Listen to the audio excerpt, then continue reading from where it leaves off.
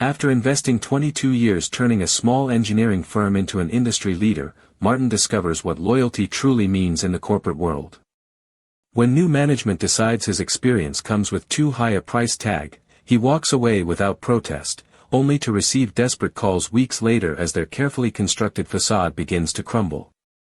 The words hung in the air between us, delivered with the practiced detachment of someone discussing the weather rather than dismantling 2 decades of my life's work. The company is moving in a new direction, Martin. We need to reduce our overhead, and frankly, your compensation package is substantial. My name is Martin Calloway. At 56, I had spent 22 years as Chief Technical Officer at Meridian Engineering Solutions in Pittsburgh, Pennsylvania. I joined when we were 8 people working out of what was essentially a glorified garage in the industrial district. Now we occupied 3 floors of a glass tower downtown, with over 200 employees and clients across 4 continents. Across the polished mahogany table sat Devin Morris, 38, our new CEO of exactly 7 months. The board had brought him in after our founder, William Hayes, retired last year. Devin wore the kind of suit that cost more than my first car and a smile that never quite reached his eyes. Beside him, Melissa from HR clutched a folder containing what I assumed was my separation agreement, her expression a carefully composed mask of professional sympathy. I looked around the conference room where I'd led countless project launches, solved impossible engineering problems, and mentored dozens of young engineers who now held leadership positions throughout the industry. The walls were lined with patents and awards, most bearing my name. Through the floor-to-ceiling windows, I could see the Pittsburgh skyline, the 3 rivers converging in the distance. I had watched that view change over 2 decades, new buildings rising as our company grew alongside them. I understand, I said quietly, surprising myself with my composure. When would you like me to finish? Devin's eyebrows lifted slightly. He had clearly expected resistance, arguments, perhaps even anger. I gave him none of it. Just quiet acceptance that felt strangely liberating. End of the week should be sufficient to hand over your projects, he replied, recovering quickly. Kevin Zhao will be taking over your department. He's been shadowing you for the past month as part of our succession planning. Kevin. 29 years old. Smart kid with a degree from MIT and undeniable talent, but with only 3 years at Meridian and exactly 0 major projects under his belt. I had hired him myself, recognized his potential beneath the eager ambition and theoretical knowledge that had yet to be tested by real-world complications. I'll prepare transition documents, I said, rising from my chair. The leather creaked beneath me as I stood, a sound so familiar I had stopped noticing it years ago. Now it seemed unnaturally loud in the quiet room.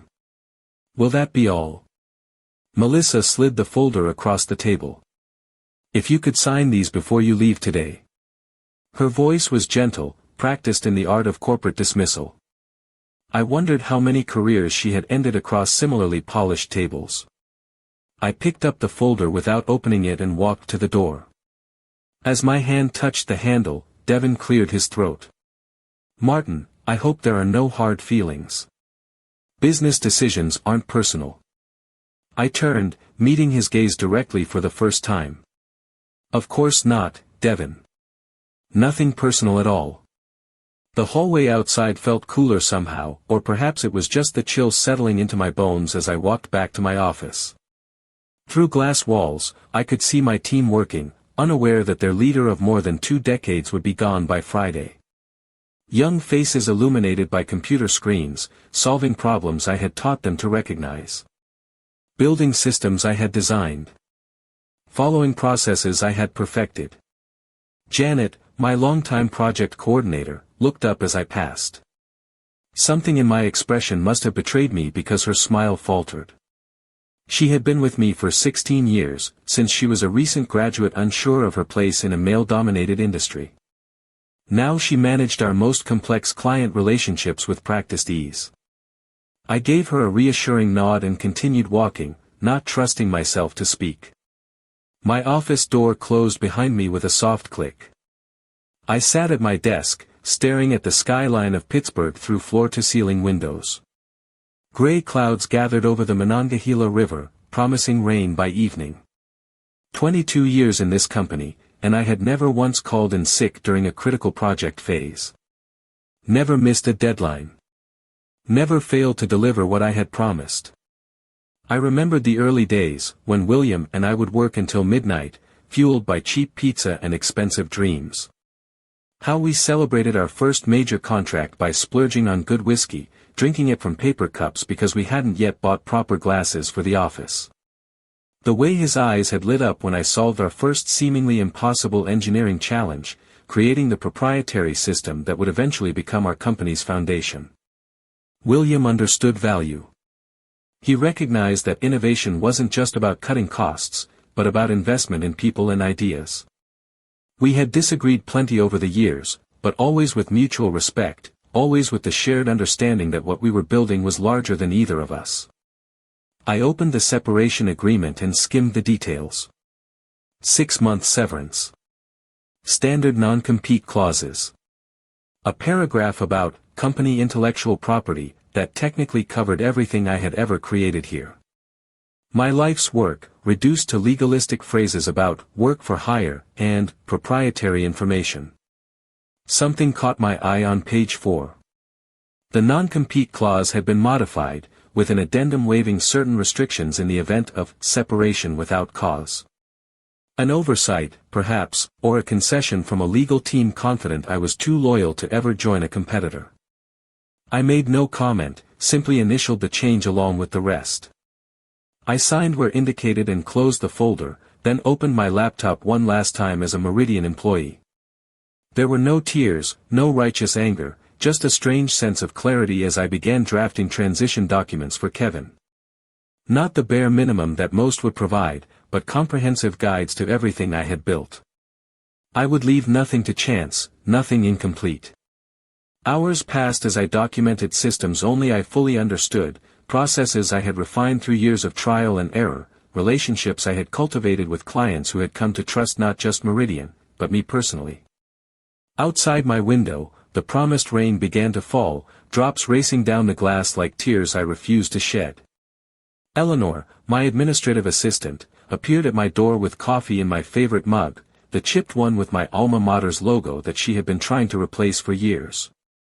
I heard, she said simply, placing the mug on my desk.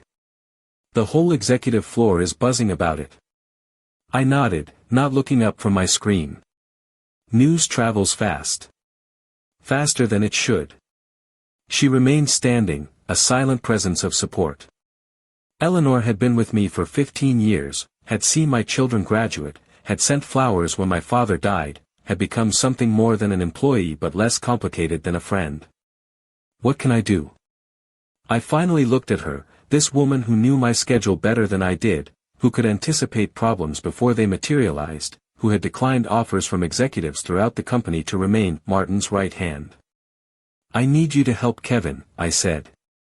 He'll need someone who knows how things actually work around here. She nodded, understanding what I was really asking.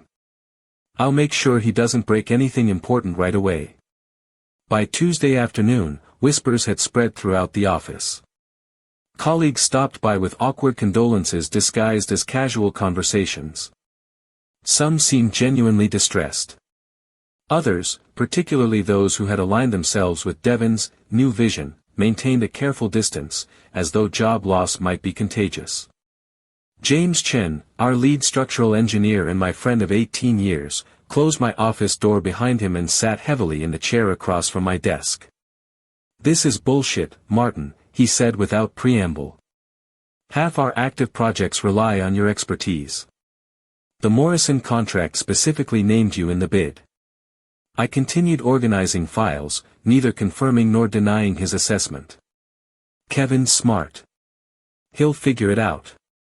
Kevin's a kid who's never managed a project through a real crisis," James countered.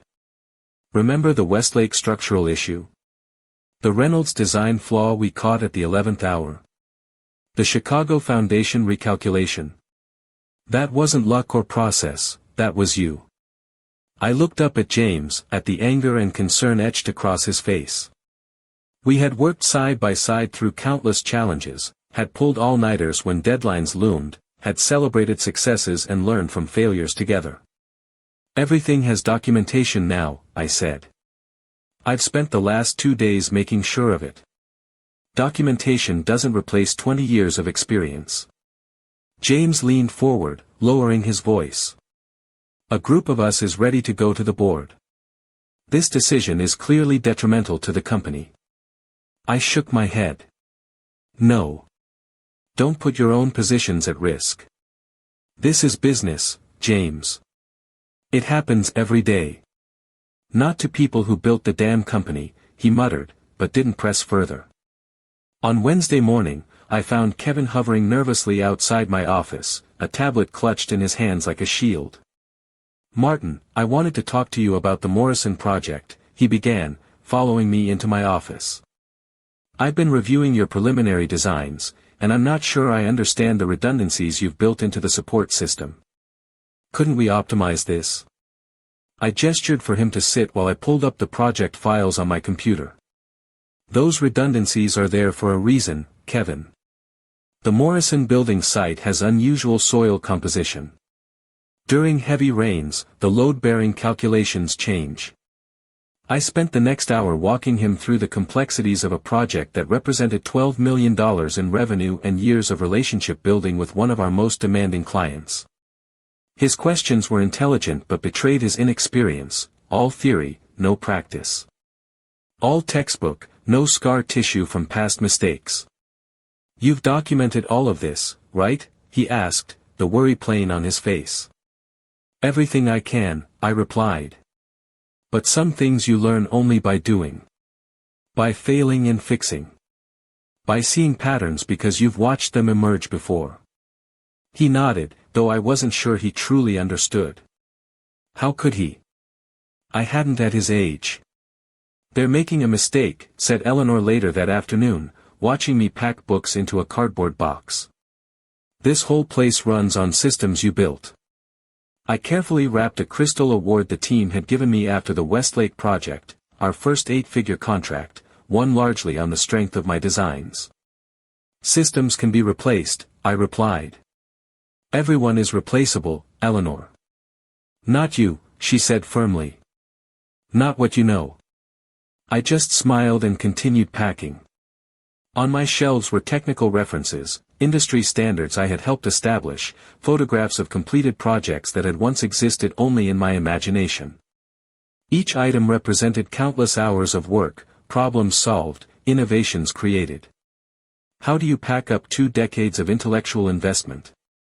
What box could possibly contain it all?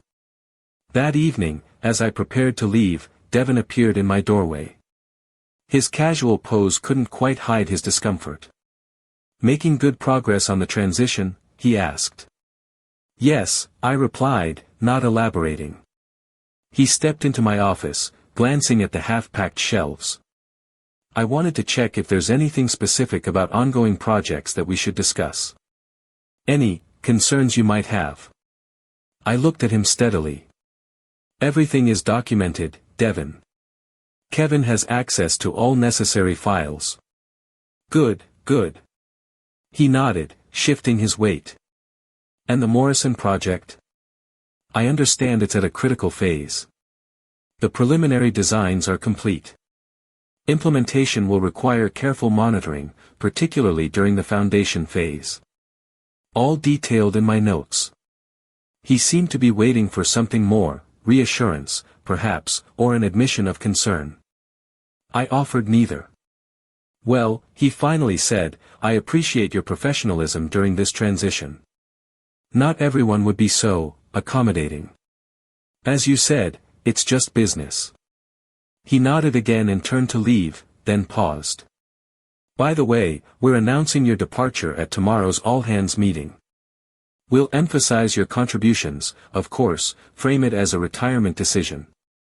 "Call it what you want," I said. "It doesn't change what it is." Thursday passed in a blur of transition meetings and uncomfortable encounters. The all-hands announcement went as expected, corporate platitudes about my decision to pursue other interests and celebration of my contributions to Meridian's success. I sat through it with a polite smile, accepting the awkward applause with a nod. Afterward, a steady stream of colleagues stopped by my increasingly bare office. Some offered genuine expressions of shock and appreciation. Others made networking overtures, suddenly interested in staying connected. A few, mainly younger employees who had known no other technical leadership, seemed confused, as if a permanent fixture of their professional landscape had unexpectedly vanished. By late afternoon, I had a headache from the constant interruptions and hollow conversations. I closed my door for the first time in years, needing a moment of quiet. My phone buzzed with a text from Caroline, dinner reservations at 7. Don't work late. Caroline, my wife of 30 years, who had endured countless missed dinners and interrupted weekends because Meridian needed me. Who had raised our children during my frequent absences for client meetings and project crises. Who had never complained, only supported, understanding that my work was more than a job to me. I texted back, I'll be home by 6. On Friday morning, I arrived early to find Kevin waiting outside my office, eager to begin his first day in charge. His excitement was barely contained, like a child trying not to bounce on Christmas morning. Martin. I wanted to catch you before things get busy. I can't tell you how much I appreciate everything you've taught me. I promise I won't let you down. I studied him for a moment, his earnest expression, his new button-down shirt, the way he clutched his coffee cup like it might anchor him against his obvious nervousness. I know you won't, Kevin, I said, unlocking my office door. But I'd like to show you a few things before I go. For the next 3 hours, I walked Kevin through the labyrinth of systems and protocols I had implemented over 2 decades. The proprietary modeling software that formed the backbone of our most lucrative contracts. The client communication framework that had maintained our 97% retention rate. The quality control processes that had become industry standards. With each explanation, his expression grew more serious, the weight of what he was inheriting becoming increasingly apparent. These client relationships, he said, gesturing to a spreadsheet of our top 20 accounts, they're with you personally, aren't they? Not just Meridian. I nodded. They trust the company because they trust me. That's how it works in this business. Trust is built over years, not transferable through org charts. And these systems, they all interconnect. One affects the other. That's right. Change one variable without understanding its impact on the whole, and you could create cascading failures. The color had begun to drain from his face. Martin, You'll be fine, I assured him, closing my laptop.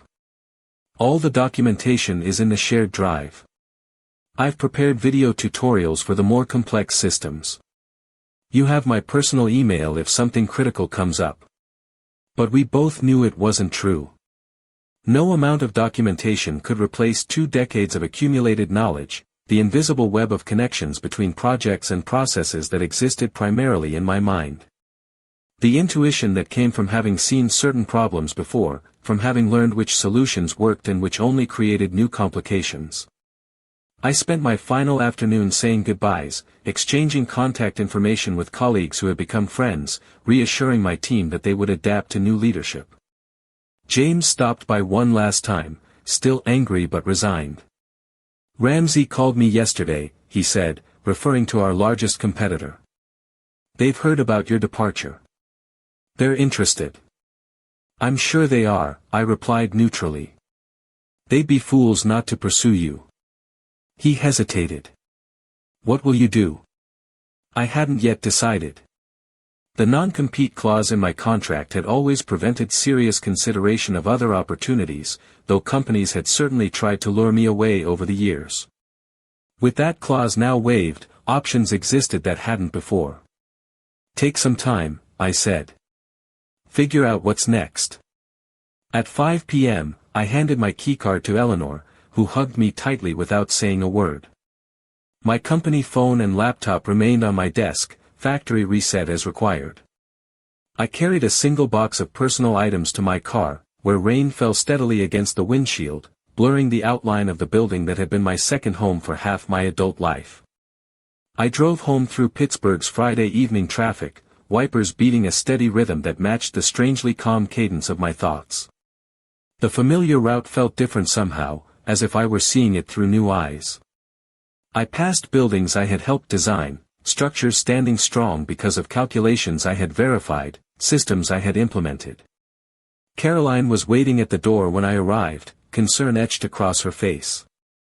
At 55, she retained the quiet beauty that had first drawn me to her in college, intelligent eyes that saw more than I sometimes wanted her to, the slight crease between her brows that appeared when she worried.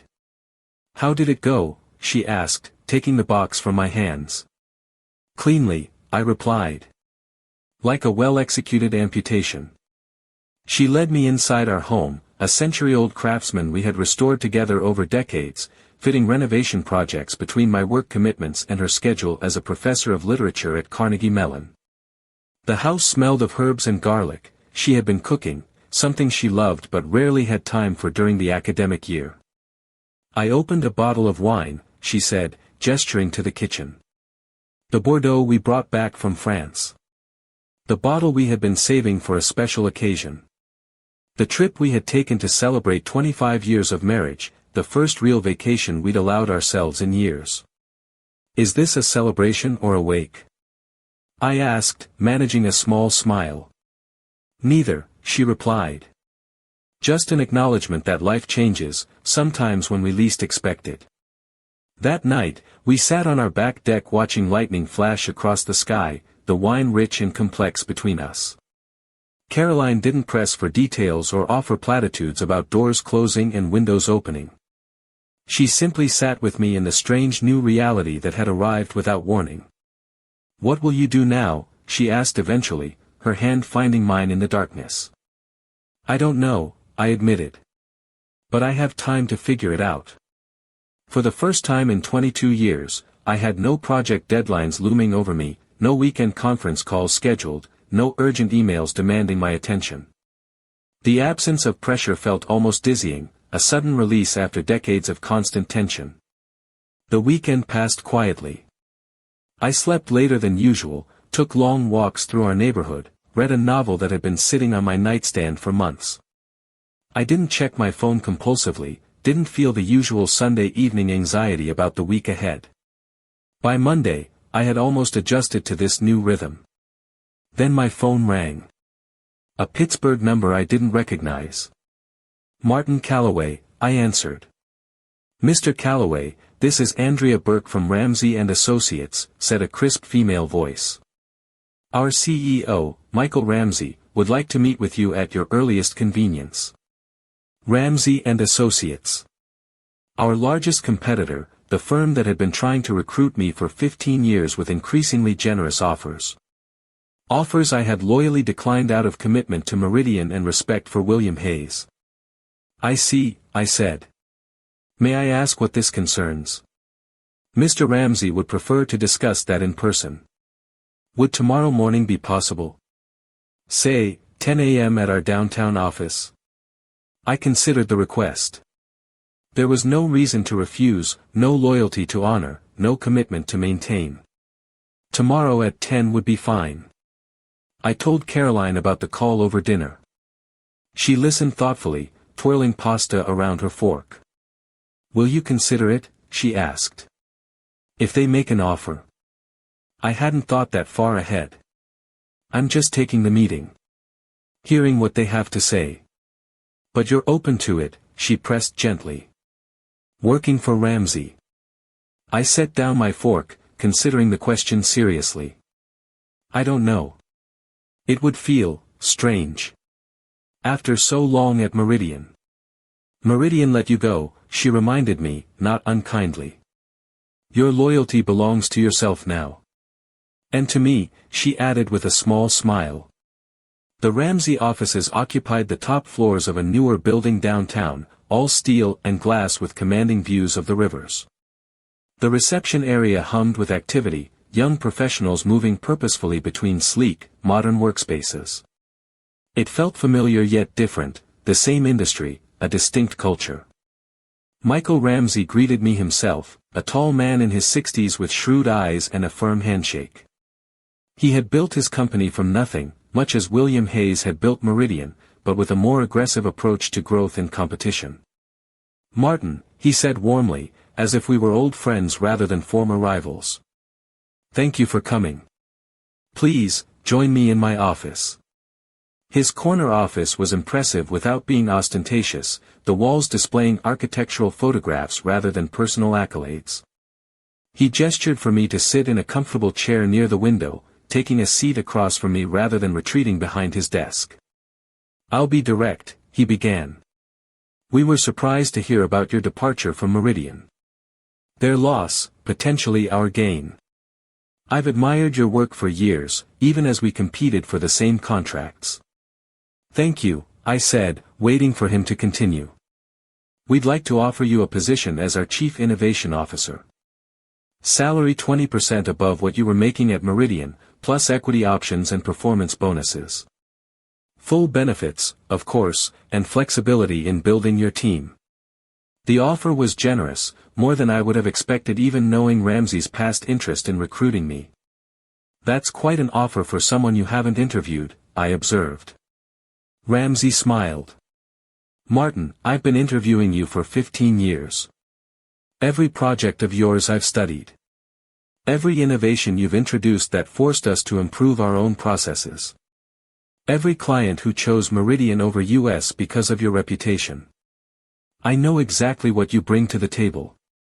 I looked out the window at the Pittsburgh skyline, so familiar from a slightly different angle. "And my non-compete agreement? Our legal team has reviewed the separation documents you received. The waiver is clear. You're free to join us immediately if you choose." I turned back to him. "Why now? Why this position?" "Because Meridian's mistake is our opportunity," he said frankly. "And because we're bidding on the Westland Development Project next month. Having you lead that bid would virtually guarantee success." The Westland Project. A $50 million contract that would transform Pittsburgh's riverfront. Meridian had been positioning for it for over a year, with me leading the preliminary work. "I'll need time to consider your offer," I said. "Of course." Ramsey stood, signaling the end of our meeting. "Take the week. But I should mention that if you're not interested, we'll be pursuing some of your former team members. James Chen, for instance, has an impressive reputation in his own right."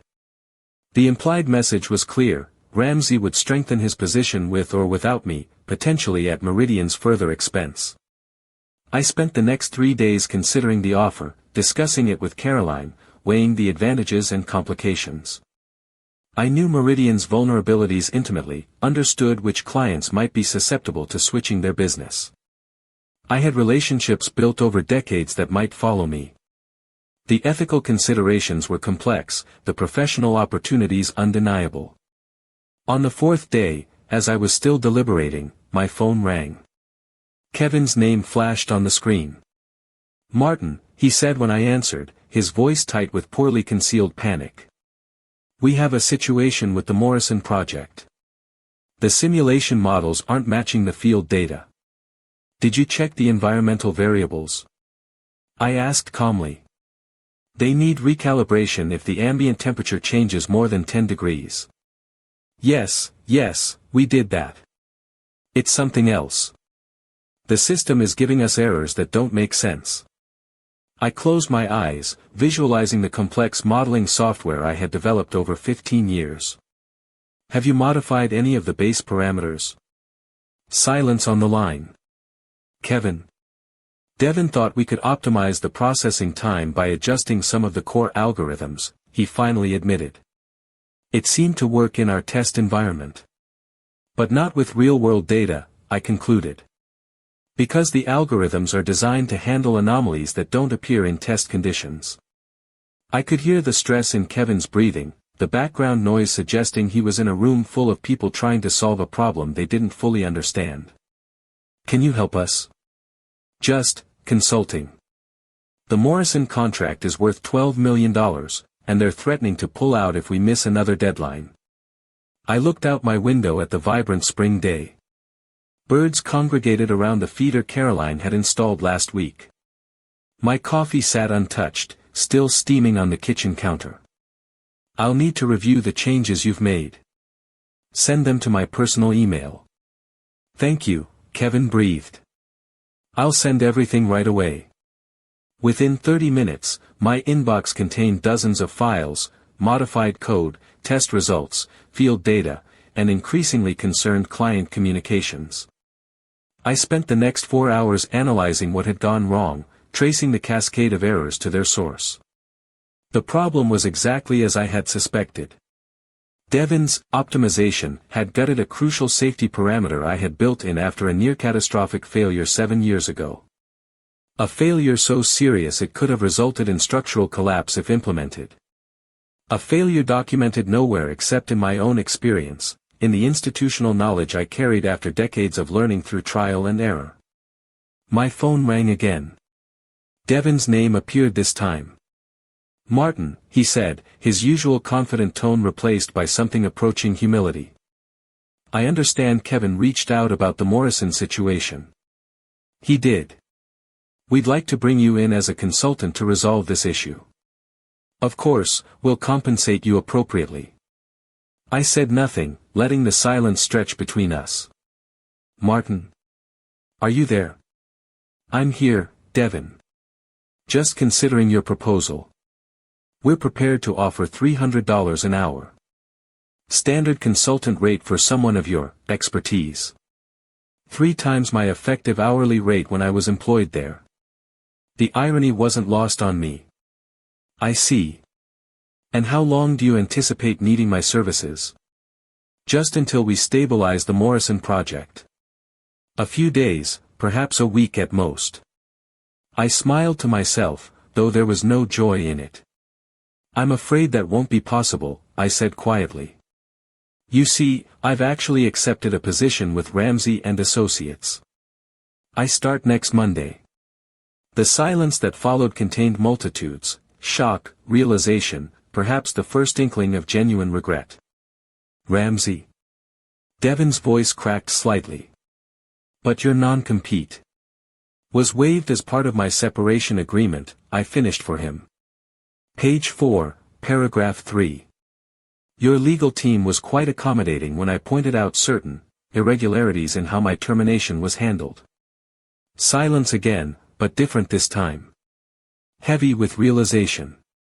"The Morrison project," he finally said, "will need to be handled by your team, as you've decided my experience comes at too high a price." I ended the call and set my phone on the kitchen counter, next to my now cold coffee. Caroline looked up from her book, a question in her eyes. "Meridian?" she asked. I nodded. And nothing," I replied, joining her on the couch. "Some lessons cost more than others. That one will be particularly expensive." My first day at Ramsey and Associates felt both familiar and foreign. The industry was the same, the technical challenges similar, but the culture differed in subtle ways. More aggressive, less traditional. Michael Ramsey introduced me to the executive team with evident satisfaction, making it clear that my recruitment was considered a significant coup. I was given a corner office with the same impressive view of Pittsburgh I had enjoyed at Meridian, but from the opposite building. A fitting metaphor for my new perspective, seeing the same landscape from a different angle. Within 2 weeks, I had assembled a small team, including 3 former Meridian employees who had reached out after hearing of my move. Not James or Janet or any of the senior staff I had worked with for years, they remained loyal to Meridian despite their concerns, but younger talents who recognized an opportunity for advancement and learning. The Westland development bid became my first major project. I approached it methodically, applying everything I knew about the city's infrastructure, regulatory requirements, and engineering challenges. When the proposals were submitted, Ramsey's was comprehensive, innovative, and meticulously detailed. Meridian's, by contrast, contained fundamental flaws that betrayed their loss of institutional knowledge. Ramsey won the contract. It was announced with much fanfare in the local business press, with several articles noting my recent change of employment as a significant factor in the decision. In the weeks that followed, I heard through former colleagues that Meridian had lost the Morrison contract. Then 2 more major clients departed. Their stock dropped 17% after the quarterly earnings call revealed significant project delays and cost overruns. I took no pleasure in these developments. These were people I had worked alongside for years, friends whose livelihoods were now threatened by management decisions beyond their control. When rumors of layoffs at Meridian began circulating, I felt only sadness for what had been lost. One evening, about 4 months after I had left Meridian, my phone rang with William Hayes' number. I hesitated before answering, uncertain what my former mentor and friend might want after such a seismic shift in our professional relationship. "William," I answered finally. "It's been a while." "Too long," he agreed, his voice sounding older than I remembered. "I think we're overdue for a conversation. Are you free for dinner this week?" We met at an old steakhouse downtown where we had celebrated countless Meridian milestones over the years. William looked older, the strain of recent months evident in new lines around his eyes, but his handshake was firm as ever, his gaze direct. "You're looking well," he said as we settled into our usual corner booth. "Ramsey must be treating you right." "No complaints," I replied. "How's retirement?" A shadow crossed his face. "Less retired than I planned to be. The board asked me to step back in as interim CEO last week. Devin is pursuing other opportunities." I nodded, unsurprised. The company's declining performance had made leadership change inevitable. "I'm sorry about how things happened, Martin," William said after our drinks arrived. "I should have been more involved in the transition after I stepped down. I trusted the board and Devin to maintain what we'd built." "You couldn't have known," I offered. "I could have," he countered. "I did. I just didn't want to interfere. Thought it was time to let the next generation take over." He took a long sip of his scotch. "That was a mistake." We talked through dinner about Meridian's situation, the lost contracts, the damaged client relationships, the technical challenges that had emerged in my absence. William was candid about the company's vulnerabilities, perhaps because he knew I was already intimately familiar with them. "I've asked the board for 6 months to stabilize things," he said as we finished our meal. "Find the right leadership, rebuild what's been damaged." I nodded, understanding the magnitude of the task he faced. "The reason I wanted to meet," he continued, setting down his fork carefully, "is to ask if you'd consider returning. Not as CTO, as CEO. My recommendation to the board would carry significant weight." The offer stunned me. I sat back, considering the unexpected proposal. "Why would you suggest that? After I joined your main competitor?" William smiled slightly. "Because you know more about saving Meridian than anyone else. Because despite everything, I suspect you still care what happens to the company you helped build." He paused.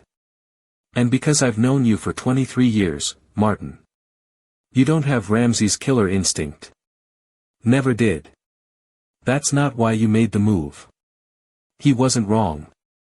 I hadn't joined Ramsey out of vengeance or competitive drive, but because it was the logical choice when my options suddenly changed. Because continuing to do the work I valued required a new home. "I can't leave Ramsey now," I said finally. "I've made commitments. Started building something there." William nodded, accepting but disappointed. "I understand. Had to ask, though." He signaled for the check. "What about consulting? Helping us rebuild the technical foundation, at least. We'd make it worth your while." I thought about the engineers still at Meridian, people who had worked alongside me for years. About the clients who had trusted our work. About the company that, despite everything, had been my professional home for most of my adult life. "I'll think about it," I promised. 6 months later, I sat in my office at Ramsey & Associates, reviewing applications for our expanding engineering department. Many were from Meridian employees, including Kevin, whose cover letter contained a paragraph of apology and regret. I leaned back in my chair, looking out at Pittsburgh's skyline from a different angle now. Rain fell again, gentle this time, washing the city clean in the late afternoon light. William had managed to stabilize Meridian somewhat. They had retained their core clients, though not regained those lost in the tumultuous months after my departure. I had agreed to limited consulting on technical standards and systems, carefully navigating the complex ethical considerations with Michael Ramsey's reluctant blessing. My phone buzzed with a text from Caroline, "Dinner with the Chens tonight, 7 p.m. Don't be late." James Chen and his wife had remained at Meridian, but our friendship had survived the professional separation. We were careful about what we discussed, respectful of the competitive boundaries between our companies, but the connection built over decades remained. Michael Ramsey appeared in my doorway, interrupting my thoughts. "The Westland Project Review Board just approved our revised plans," he announced. "Full speed ahead." "Good news," I agreed. "They specifically praised the foundation engineering." He grinned. "Your work, I believe." I nodded, accepting the compliment with a small smile. "We're celebrating with champagne in the conference room. Join us?" "In a minute," I promised. After he left, I turned back to the window, watching the city below. I thought about loyalty, about value, about the difference between cost and worth. About systems too complex to be measured in salary spreadsheets or quarterly projections. About knowledge earned through decades of trial and error, success and failure, persistence and passion. My desk phone buzzed. Eleanor's voice came through the speaker. She had joined Ramsey 3 months after I did, unable to resist my offer when her position at Meridian was threatened in the subsequent restructuring. "Mr. Ramsey is looking for you." The champagne is poured. "On my way," I replied, rising from my chair. As I walked through Ramsey's sleek, modern offices, I nodded to familiar faces, some I had brought with me from Meridian, others who had been competitors until recently. The boundaries between rival and colleague, past and present, had blurred in ways I never could have anticipated a year ago. In the conference room, Michael Ramsey handed me a flute of champagne with a satisfied smile. "To the Westland Project," he toasted. "And to the expertise that made it possible." Glasses clinked around the table. I sipped the champagne, thinking about how differently this scene might have played out had Devin Morris understood the true value of institutional knowledge. Had he recognized that my salary wasn't merely compensation for current work, but investment in accumulated wisdom that couldn't be documented or transferred in 2 weeks of rushed transition. After the celebration, I returned to my office to gather my things for the evening. Kevin's application still sat on my desk, his eager face looking up from the attached photograph.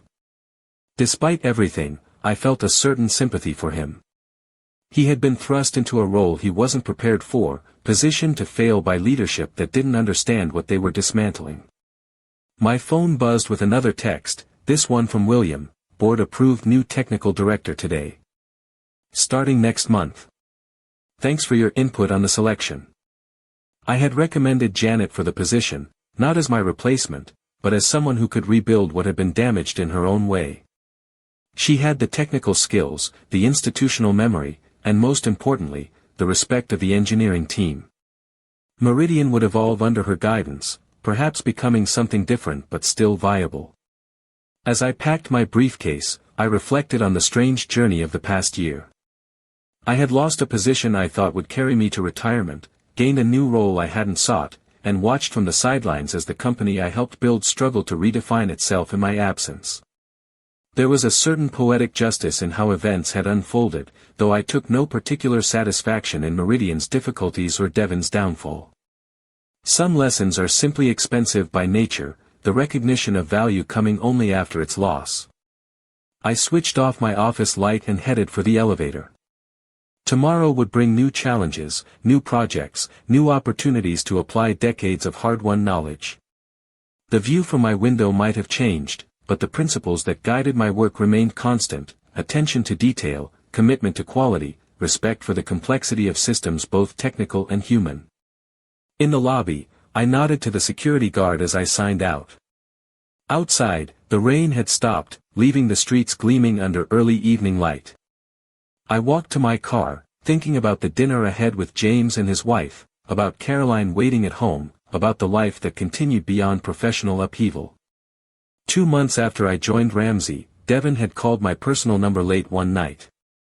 I hadn't answered, letting it go to voicemail. Martin, his recorded voice had said, the forced confidence giving way to genuine regret. I wanted to. I should have.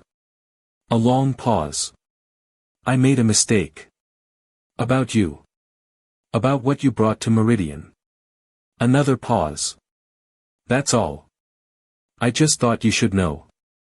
I never returned the call. There was nothing to say that events hadn't already expressed more eloquently than words could manage.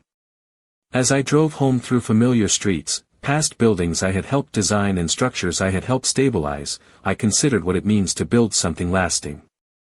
Not just physical infrastructure, but knowledge systems that outlive any single project or person. The true legacy of a career spent solving problems and teaching others to do the same. Meridian would survive, though changed. Ramsey would benefit from my expertise, though differently applied. And I would continue doing what I had always done, creating solutions, mentoring the next generation, finding value in complexity that others might miss. When I arrived home, Caroline was waiting by the door, keys in hand. Perfect timing, she said with a smile. Ready for dinner?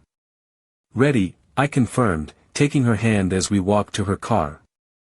That night, over dinner with James and Lisa Chen, the conversation flowed easily, touching on projects and mutual acquaintances but avoiding sensitive competitive details. There was laughter, reminiscence, discussion of futures still unfolding. To new beginnings, James toasted at one point, raising his glass with a knowing look. And to lessons learned, I added, completing the thought. Later, as Caroline and I drove home under a clearing sky, she glanced at me thoughtfully. Are you happy, Martin? At Ramsey? I considered the question carefully, as I had countless engineering problems throughout my career. I'm valued, I said finally. Not just for what I know, but for what that knowledge represents. The years of experience that can't be quantified in a spreadsheet or captured in transition documents. She nodded, understanding what I was really saying. It wasn't about happiness, exactly, but about recognition. About the fundamental satisfaction of having one's true worth acknowledged. 6 months after William Hayes had asked me to consider returning to Meridian, I received a formal invitation to the company's 40th anniversary celebration. A gesture of reconciliation, perhaps, or recognition that my contributions to its history couldn't be erased by my current affiliation. After careful consideration and discussion with Michael Ramsey, I decided to attend. Not to gloat or to network, but to honor relationships built over decades and work that had defined much of my professional life. The event was held in the grand ballroom of a downtown hotel. I arrived with Caroline, nodding to familiar faces as we made our way through the crowd. Some seemed surprised to see me, others pleased. A few former colleagues embraced me warmly, time and distance having softened any awkwardness about my departure. William found us near the bar, clasping my hand with genuine warmth. Thank you for coming, he said. It means a great deal. Wouldn't have missed it, I replied, surprising myself with how truly I meant it. During dinner, a video presentation highlighted Meridian's evolution over 4 decades, including several projects I had led and innovations I had introduced. My name was mentioned, my contributions acknowledged without reservation or qualification. It was a gracious inclusion, considering the circumstances of my departure. When William rose to give the keynote address, he spoke of Meridian's journey, its founding principles, its challenges, its resilience in the face of changing markets and leadership transitions. Without naming specifics, he alluded to recent difficulties and the lessons they had provided. In engineering, as in business, we learn as much from our failures as from our successes, he said, his gaze finding mine across the room. Perhaps more. The true strength of an organization lies not in avoiding mistakes, but in recognizing them, adapting, and building stronger foundations as a result. After the speeches, as guests mingled over dessert and coffee, I found myself approached by members of Meridian's board, the same individuals who had approved my termination a year earlier. Their greetings were cordial, their questions about my current work carefully phrased to avoid competitive sensitivities. One board member, an older woman who had joined shortly before William's retirement, pulled me aside with surprising candor. "We made a serious error in judgment," she said quietly. "Not just about you personally, but about what constitutes value in a knowledge-based organization. That lesson has informed many subsequent decisions." I nodded, acknowledging her words without needing to add my own. The evidence of Meridian's changed approach was visible throughout the room, in the renewed emphasis on technical excellence, in the promotion of experienced staff to leadership positions, in the retention of institutional knowledge that had nearly been lost. As Caroline and I prepared to leave, Janet approached, elegant in a formal dress that contrasted with her usual practical office attire. As Meridian's new technical director, she had already begun rebuilding what had been damaged, adding her own innovations while preserving core strengths. "I have big shoes to fill," she said, embracing me briefly. "You have your own shoes," I corrected her. "That's what makes you right for the role." She smiled, understanding. "We've retained the Morrison contract," she said. "And 2 others that were at risk. Slowly rebuilding trust." "I'm glad," I said, meaning it despite my current position at a competing firm. There was room in the industry for multiple successful companies, each with their own strengths and approaches. In the car on the way home, Caroline rested her hand on mine. "Full circle," she observed. "Not quite," I replied. "More like a spiral. Covering similar ground but at a different level." The next morning, I sat in my Ramsey office reviewing plans for a new project, a sustainable office complex that would incorporate cutting-edge energy systems and structural innovations. The work was challenging, the team talented, the opportunities for creativity abundant. Michael Ramsey stopped by, leaning against my doorframe. "How was the Meridian event?" he asked, curiosity overcoming competitive instinct. "Dignified," I replied. "Appropriate." He nodded, accepting the limited response. "We're announcing the expansion next week," he said, changing the subject. "The board approved your proposal for the new research division." The initiative I had championed since joining Ramsey, a dedicated team focused on innovative approaches to urban infrastructure challenges.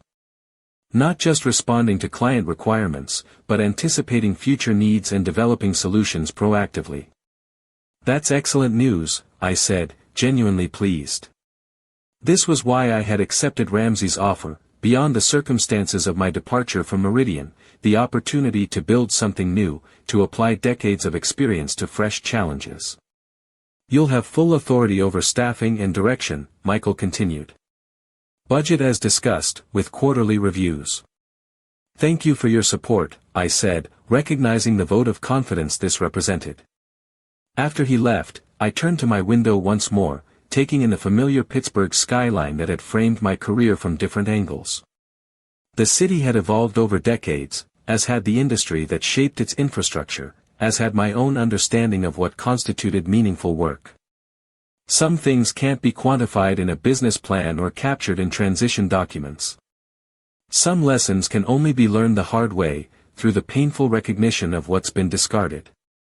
I didn't feel vindicated or triumphant as I watched Meridian struggle from afar. Just a quiet sadness for what had been lost, not by me, but by them. In the end, it wasn't personal. Just business. The most expensive business decision they never knew they were making. Yet in that expensive lesson lay opportunity, for Meridian to rebuild with greater awareness, for Ramsey to benefit from expertise they had long coveted, for me to apply my knowledge in new contexts. Perhaps even for the industry itself to recognize more clearly that true value often resides in what cannot be easily measured or replaced. As engineers, we understand that every structure has visible components and hidden foundations. We know that stability depends not just on what can be seen and touched, but on unseen supports and connections developed through years of careful calculation and adjustment. The same principles apply to organizations, to careers, to the complex systems we build throughout our professional lives. The visible successes rest upon hidden knowledge, accumulated wisdom, institutional memory that cannot be documented in transition plans or replaced through hasty succession. I picked up the phone to call Eleanor, ready to begin staffing the new research division. The future stretched before me, different than I had envisioned a year ago but rich with possibility. Not an ending, but a continuation, the next phase of applying lessons learned through decades of building, solving, creating. In this new chapter, perhaps the most valuable insight was the one Devin Morris and Meridian had learned at such great cost, that true worth lies not in what appears on balance sheets or payroll records, but in the depth of knowledge that comes only through time and experience.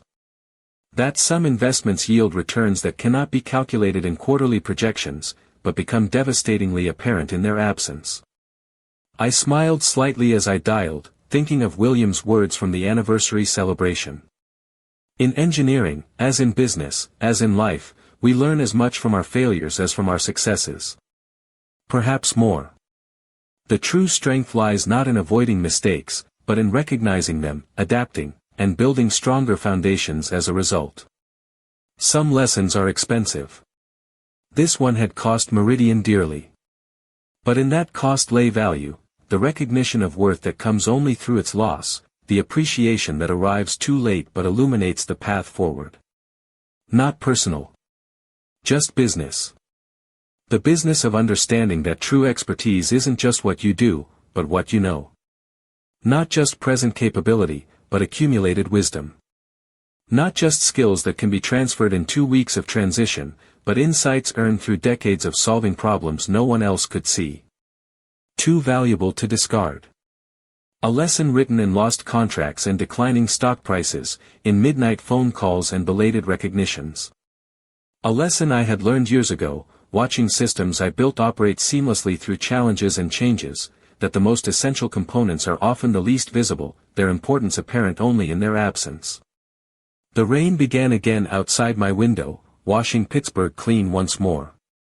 I turned from the view to face the future, ready to build anew with the foundation of everything I had learned before. Ready to create value that would be recognized not just in the moment, but in the lasting strength of what emerged from my expertise. Value beyond price. Worth beyond measure. Knowledge that could never truly be replaced, only redirected toward new horizons and possibilities yet unimagined. Thank you so much for listening to my story. Don't forget to subscribe to the channel for more stories like this one. And please, feel free to share your own experiences and thoughts in the comments below. Your voice, your story, it truly matters.